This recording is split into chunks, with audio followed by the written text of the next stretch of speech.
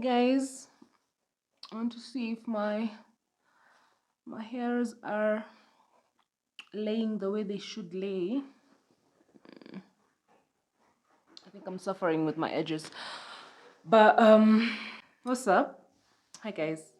So I'm here for a very quick intro and I guess a debrief of this video, just to tell you what it is about.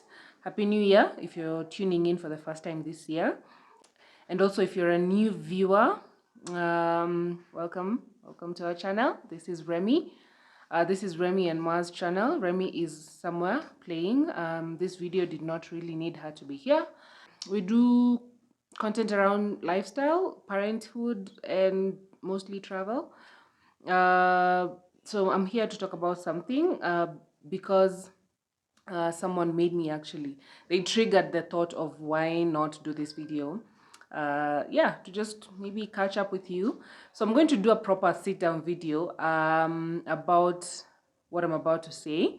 So I moved, for those of you who know me, from Nairobi. I've been in Nairobi, I think, for 14 years. Yeah, so I moved for a work project back to my home. I used to say hometown, but it's now a city, so it's a city. It's my home city now.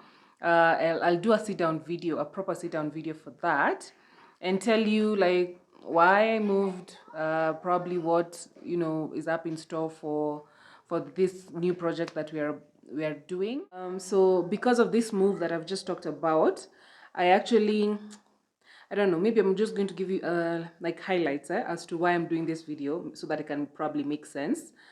During my move, I didn't relocate with my household. So what I did is sell them. And this is something I've seen even with expatriates.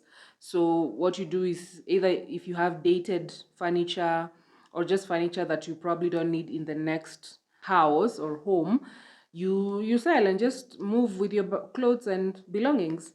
So that's what I practiced. I don't like moving houses a lot. I can move around, like in terms of traveling, that I love, but when it comes to moving houses, I'm not a fanatic. It's just a lot. It's just a lot to take in. So moving with my things was also going to be a bit cumbersome. Plus, I had stayed with my furniture and whatever I had in my previous house for quite a while. So I thought, even if I move with them, at some point I'll need to replace. So I thought, why not just sell or dispose? And then, as I go to the new house, I go and acquire new things. So that's exactly what I did. It's a work in progress, obviously, but because obviously the first project has to be a living room, I had new furniture for the living room. So the reason I'm saying a friend of mine made me do this video is because I was just chilling in the house and then I posted like home alone on my WhatsApp status, and I was seated on this couch, and my friend knows my house, number one, and they know the furniture I have. So when I posted that and I was like home alone, they were like, which home? So they responded and they were like, which home is this that you're in alone? That doesn't look like your home, or rather your house. So I was like, yeah, it's actually my new apartment. And so we started conversing, and I got to tell them that about the story I've just told you. I sold things, and then now I acquired new ones. So they were like, let me see how they look. So I sent I think a small clip, and they're like, that this is really dope. And I was prompted to even tell them now the story behind them. And that's the purpose of this video, because it was a DIY project, believe it or not. So what we did is I made this couch from scratch, but not myself. I had a fundi to do it, but I sort of gave the idea of how it should look, and it turned out really good. So when I showed my friend, they were like, why don't you do a video about it? And then I remembered I actually have snippets of the before and after, like during the process of making it. They were actually made in this house, in this living room. My house has quite a huge living room space. It even has a detached dining area, so we had a lot of working space to make everything. And I think God for, I think, my agent. They were not frustrating me in terms of, because it was a bit, there was quite some noise and things being drilled here and there. I thought it would be a problem, but it wasn't. So it turned out really great, and I want to show you, but I also want to take you through the process and maybe just give you a highlight of, what this project looked like on a before and after, so that if it's something that you would like to consider, especially for a living room. Most people, although I've seen, especially in the coast, most people adapt this kind of furniture, but it's not a typical city living room furniture. But that goes to show that I'm not also a typical human being. I like exploring, I like just working with different things and seeing how aesthetically pleasing they can be. So I also wanted a different change of color, because I had a royal purple velvet couch, Chesterfield to be exact. It was quite a look at because it was very bold and you couldn't play around with colors, especially when it comes to, say, carpet. And it was very contrasting to my curtains. So my house looked like a rainbow. So my house was all over the place with color. So I don't know. I don't know how I lived for almost 3-4 years in that house with all those colors, considering my carpet was also like different shades. Oh God. I guess we transition as we go. So I want to just, like I've said, just show you, not even take you through the process, because it wasn't really a DIY step-by-step project, because I didn't capture everything. What happened is that I purchased pallets, Euro pallets to be exact. They're the best if you want furniture made out of wood or pallets.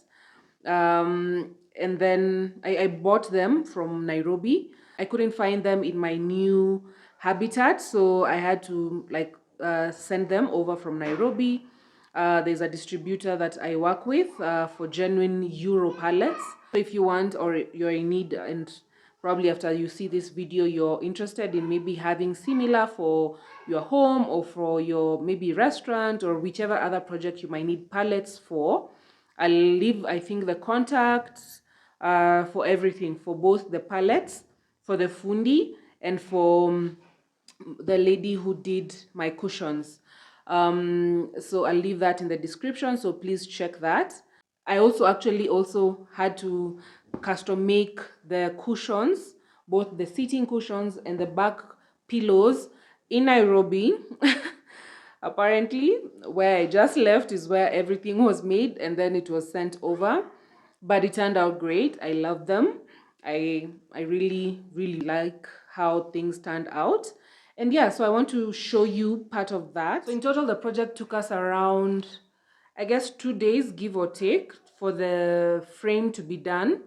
And then the paint work, we had to do 2 coats of each color. You'll see the turnout of how it turned out. So we had to do a base coat, and after every coat, there was buffing that was required. So in total, the project took, give or take, about 5 to 6 days, because I think the 6th would be considered like letting everything sit and set so that it dries up well and turn out the way it has. But yeah, so if you're looking to maybe embark on this project for the exact pieces I got 2 4-seaters, and they were quite big. So I have an 8-seater in total. So give or take a week, which is about 6 to 7 days, would be sufficient for the project to be complete. I have no complaints whatsoever. My fundi was great. In fact, I think I'm the one who probably derailed the project a little in terms of maybe a day, by not having the final color that ended up being put on the furniture. Because what I was envisioning was to have a white couch, but my walls are like crystal white. So it would have been too much white, especially considering that the floors are not maybe wooden. If they were probably contrasting like brown wooden floors, probably the white seats would have been good. So I went for a gray for the furniture, and then of course you'll see what the rest of the cushions and pillows became. So I'll just show you briefly the making of these seats, and then you can let me know how you feel they turned out. But yeah, I thought it would be nice to just film this and see. But yeah, I thought it would be nice to just kind of like give you an idea of what you can actually use as furniture in your house. It doesn't have to be your typical Chesterfields like what I had. It doesn't have to be too complicated. It can feel like you can give your house the vibe you want, honestly, because what I think I was aiming for was like a Swahili kind of space. Maybe not really Swahili because we didn't use the exact kind of carvings for the wood that you would find in a typical coastal maybe resort or hotel or even home. But it has that it's not a formal home. If you come to our house, you feel chilled, you feel relaxed. So that's what I wanted. And also the colors really that I chose for both the pallets, which I call the furniture, and the contrasting pillows and throws. Okay, these are pillows. I don't have throws per se. The pillows and the cushions, I think, complement the white walls really well. And also the curtains are similar in color. Probably just the difference comes in with the material, but I love everything. So I'll put the contact to both my source for the cushions and pillows. She does a great job. So all she did was ask me for measurements, and I sent exact measurements. So I had to have a tape measure with me. My fundi also worked very closely with me to ensure that we have the correct measurements, and everything she brought fit perfectly. To just think that she made them from Nairobi and the seats were here and they fit as if they came together or they were made in the same place is just mind blowing. I love when someone does their job to perfection. So I will definitely refer you to her. And she also does like individual throw pillows. So these are back pillows for resting. If you want throw pillows custom, so what she does is smaller ones, and then she custom makes a bow out of the overall material. So it comes like a very nice throw pillow. So once I order that, I'll show you. So yeah, so let me just show you the before, during, and after of making these pallet seats. They're called pallet seats.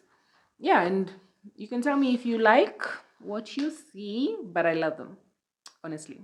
I know you told your friend you're not okay. And tell me what's wrong and why you never said you felt that way. Guess you're trying to stay strong and fake a smile until I look away. So this is how the frame came from the workshop. Like I said, it was done there, and we finished sort of like the final work at the house.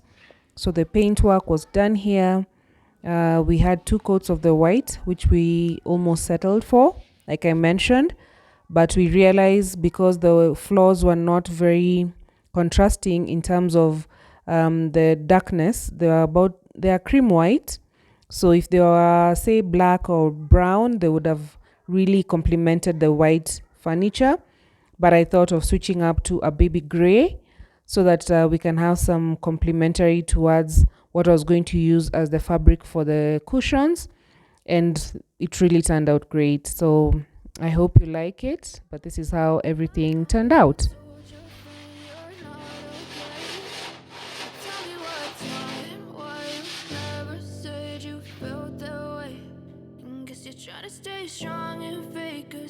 And here is everything put in place after the furniture was done. I'm really lost for words to just think that this was done in the house. I mean, I like it. I like the fact that everything that I briefed was done to precision.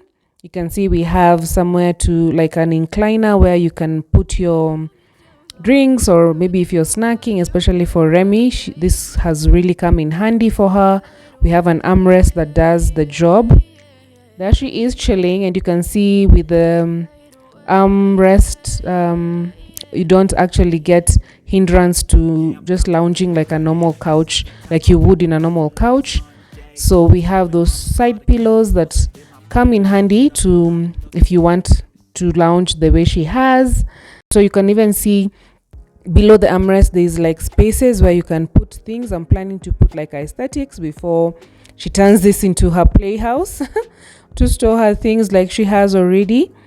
But I'm loving everything about this couch. It's quite it's very hardy. First of all, it's strong, so you can't just lift it the way you would lift probably a normal couch, but it moves quite easily in the house should we want to wash. But again, you can see they made provision between each I would call them legs to allow room for mopping, and you can see the mop goes in very well and it goes all the way to the other end. So yeah, that was a plus, and that's something to note also if you're making your own.